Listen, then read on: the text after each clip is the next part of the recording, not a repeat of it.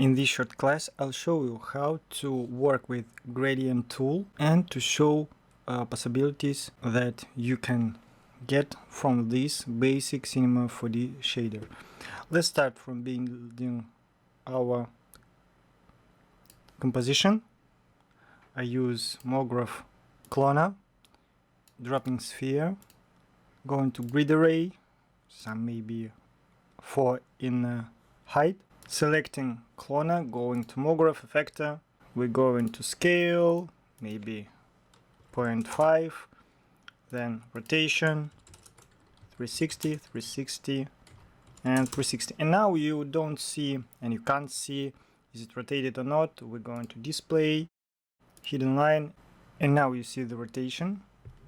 And we apply rigid body, all elements, force, set 5, and now when we hit play, they will push from each other and create something like this. Create camera, look from camera, 0, 0, 0, 0. This kind of thing. Going to 1280, that's square composition, normal length. So like this, when we render, we don't see nothing. We create some area light, going to general, area light, details, fall off, invert square, rotate,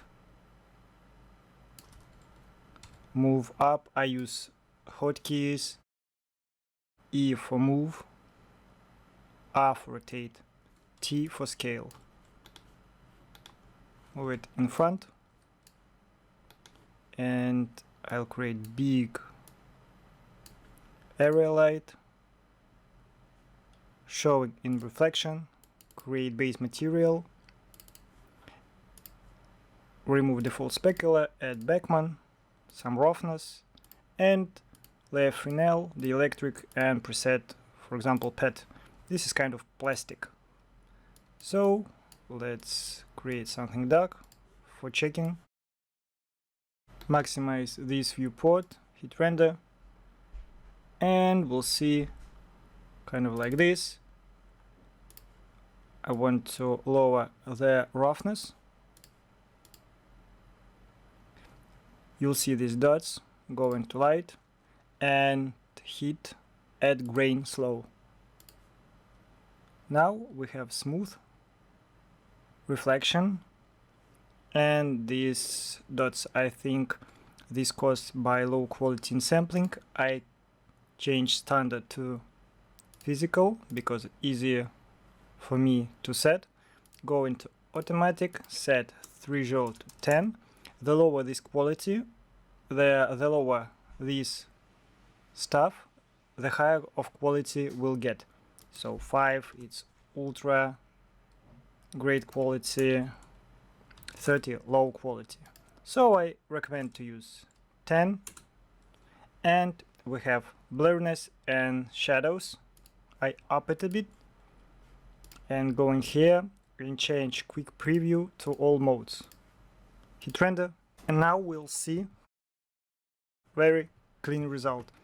I lower the roughness to 7, re-render, scale up plane, area light, move it up, move it front, render. I'll keep this setup, and we can go to the next step with using gradient.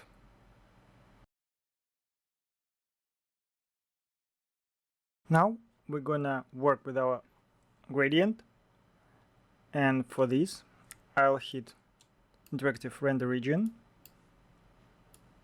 for having instance view of what we get, and I'll check and change color to almost black,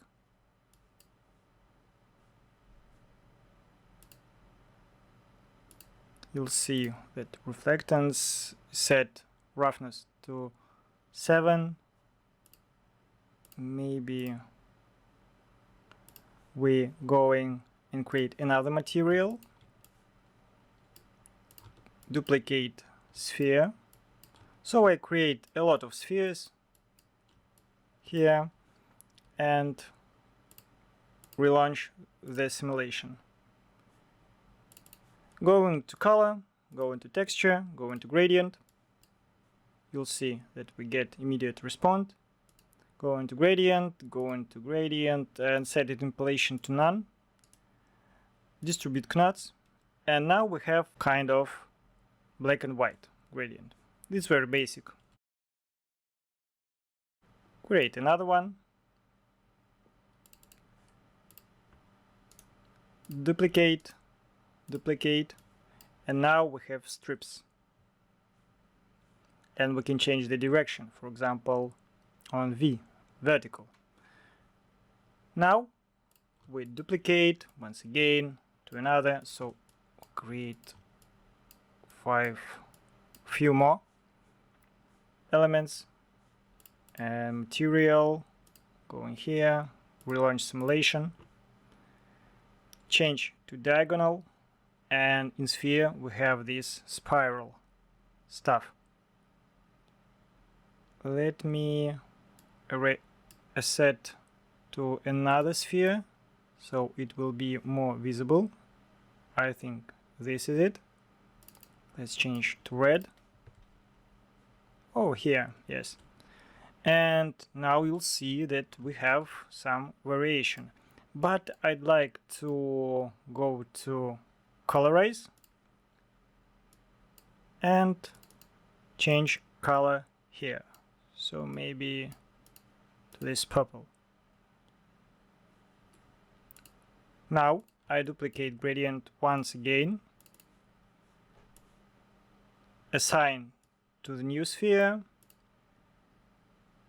going to radial, to circular, and you'll see that every time we change our type, we have different results. I'd like to rearrange these stripes, maybe to this, and you'll get new design. And this is very handy in use, and of course you can add turbulence to this and create distorted lines. But I keep turbulence 0, reset of gradient, going to interpolation, set to none,